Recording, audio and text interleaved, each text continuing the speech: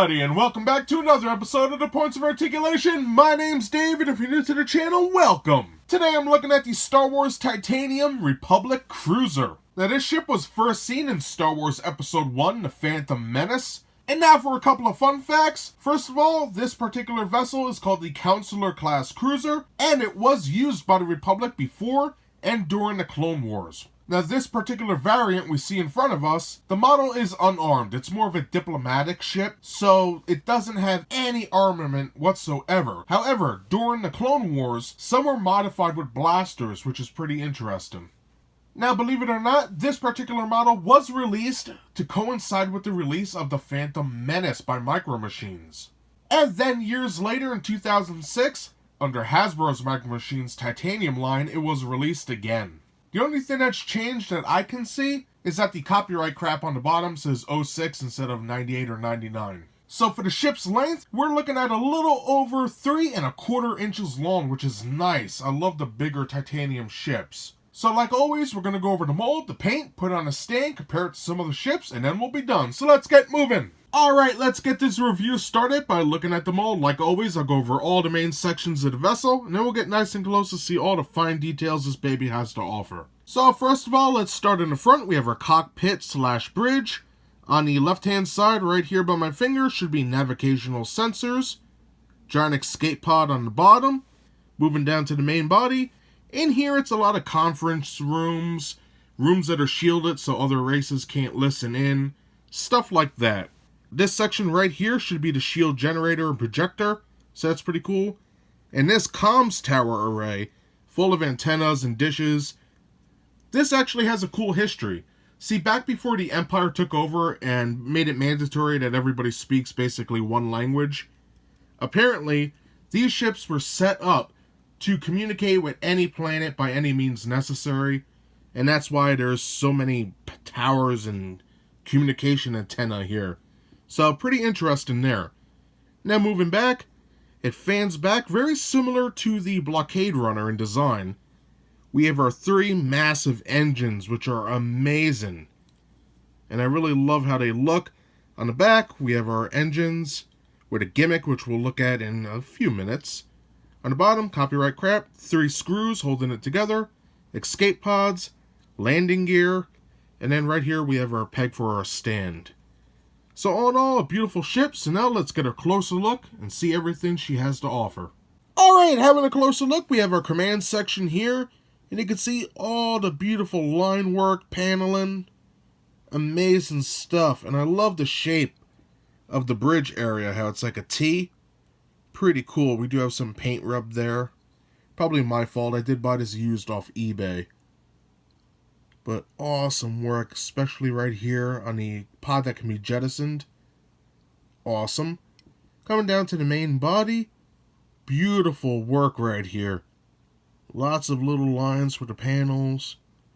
Excellent. Coming down to the shield generator area. We have docking rings on the sides, which is awesome. Our comms tower, which is pretty cool. We have a giant dish in the front, and then other dishes and modules all throughout. Pretty cool. Coming down to the engine section, we can see paneling here. It's white, so it's hard to see, but it is there. And the engines themselves, look at all that. Amazing. Nice line work, paneling, some raised sections. Pretty sick. And on the sides, nicely done. And on the fronts, there is actually some line work as well. Line work all over the place. But for the engines right here, these 2 sections right here are a little raised up. That's to go with the landing gear. That's one of the gimmicks. I don't know, I just leave it on a stand. But again, more line work and paneling. We have our screws. Copyright crap, but all in all, beautifully done. And this right here, I guess we'll get the gimmick out of the way. When you push this, it makes the engines come out. I don't get it, but for kids, I guess it's cool. I don't know. But nicely done, and it's worked into the mold, so it's not that bad. We have the peg for our stand, well, the peg port. More molding, escape pods. which are actually out there a little bit, so that's cool. Another screw, and we're back to the front of the ship. Pretty nice. Little molding on the sides as well. And now to finish off, we'll look at the engines. Nice and recessed because of that gimmick, and beautifully done. Love the designs on here. All in all, a great looking ship. And that's everything I have to say about the mold. Now, before you judge, remember, this is from about 1998, 1999 when this came out.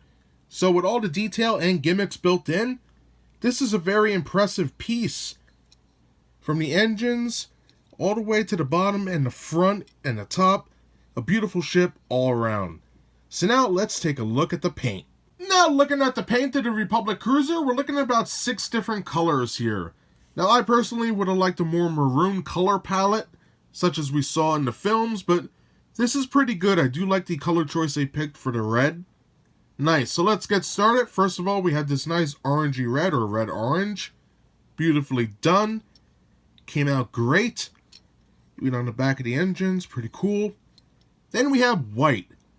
Mostly on the engine section and scattered throughout. Nice line work. It's on the bridge. Beautifully done on the bottom, on the escape pods. Next to the engines.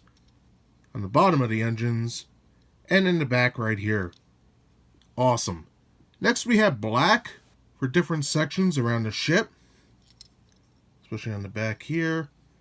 And on the bottom I don't think there is any. Just a gray going down. Oh, black in the front. Durr.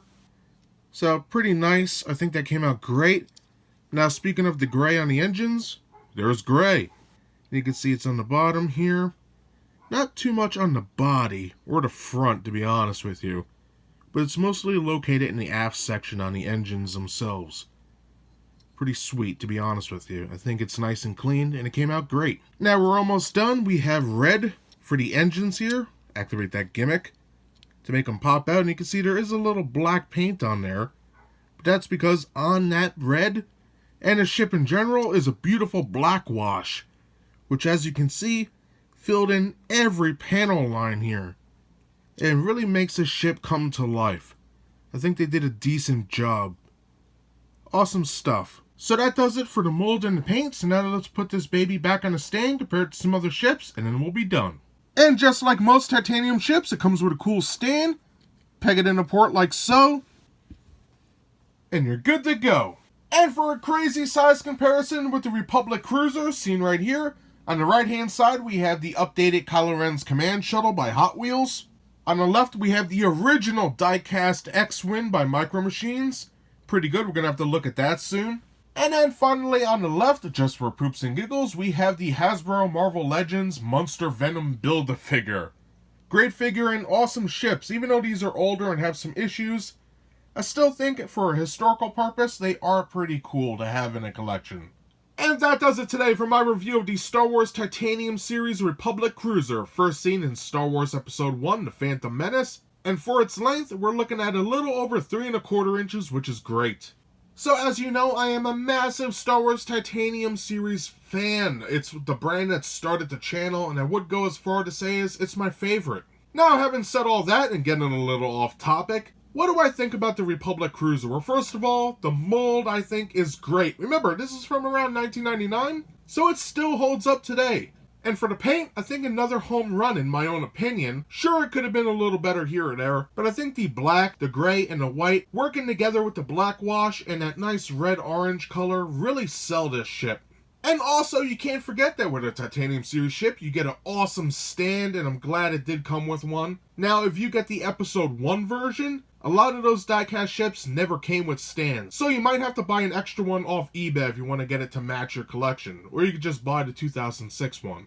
So if you're looking to buy this ship, everybody always asks me, Dave, where do you buy it? Dave, what store are they in? Look, I'm going to tell you, the old Titanium Series ships are not in stores anymore. If you want to buy them in a store, you have to go to like a specialty toy store, place that sells older figures and stuff like that, a hobby shop, if you will, flea markets. And as always, I do recommend eBay and Amazon and other online sellers. So I recommend this ship for anybody who's a fan of the Star Wars Titanium series line, the Phantom Menace, or the Clone Wars. So that's everything I have to say about this Republic cruiser today. I hope you enjoyed my review. If you did, hit that like button. And if you would like to see new reviews every Thursday, subscribe. Again, thank you so much for joining me, and I'll see you next time. Bye, everybody!